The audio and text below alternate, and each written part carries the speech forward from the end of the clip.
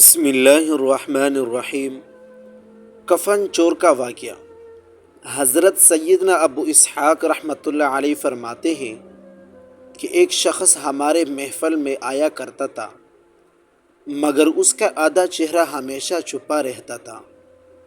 ایک مرتبہ میں نے اس سے پوچھا کہ تم اپنا آدھا چہرہ چھپائے رکھتے ہو، آخر اس کے پیچھے کی کیا وجہ ہے؟ مجھے اس راز سے آگاہ کرو۔ اس نے کہا کہ اگر آپ اجازت دیتے ہیں تو میں اپنا معاملہ بتاتا ہوں۔ میں نے کہا کہ بتاؤ اصل معاملہ کیا ہے؟ اجازت ملنے پر اس شخص نے اپنے عبرت داستان کچھ اس طرح سنائی کہ میں کفن چور تھا۔ میں نے کئی قبروں سے کفن چرائے۔ جب بھی کسی نئی قبر کے متعلق معلوم ہوتا تو فوراً وہاں پہنچ کر کفن چرا لاتا۔ ایک مرتبہ ایک عورت کا انتقال ہوا۔ جب اسے دفنایا گیا تو میں رات کو قبرستان پہنچا اور قبر کھودنا شروع کر دی۔ جب اینٹیں ہٹا کر کفن کی ایک چادر نکالی اور دوسری چادر کھینچنے لگا تو اچانک اس عورت کے بے جان جسم نے حرکت کی اور چادر کو تھام لیا۔ میں نے کہا تمہارا کیا خیال ہے؟ تم مجھ پر غالب آ جاؤ گی؟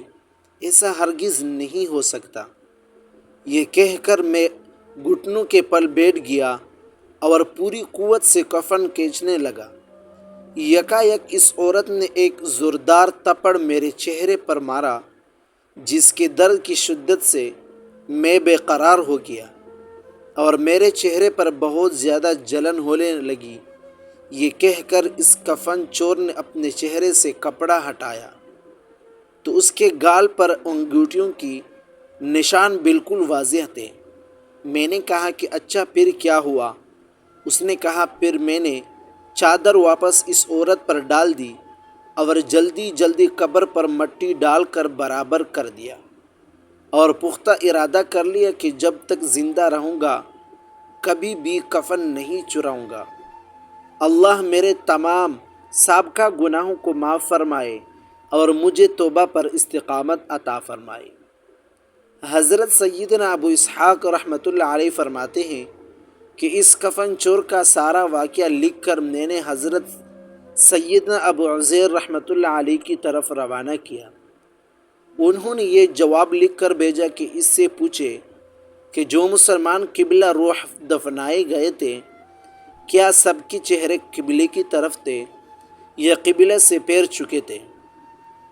میں نے کفن چور سے یہی سوال پوچھا تو اس نے کہا کہ میں نے جن لوگوں کی کفن چرائے ان میں سے اکثر کے چہرے قبلے سے پھیر چکے تھے۔ حضرت سیدنا ابو اسحاق رحمۃ اللہ علیہ فرماتے ہیں کہ میں نے یہ بات لکھ کر حضرت ابو عزیر رحمۃ اللہ علیہ کی خدمت میں بھیجی تو انہوں نے جواب میں یہ تحریر بھجوائی کہ اسحاق رحمۃ اللہ علیہ جن لوگوں کے چہرے قبلے سے پھیر چکے تھے ان کا خاتمہ ایمان پر نہیں تھا۔ مزید اس طرح اچھے ویڈیوز دیکھنے کے لیے ہمارے چینل کو سبسکرائب کریں۔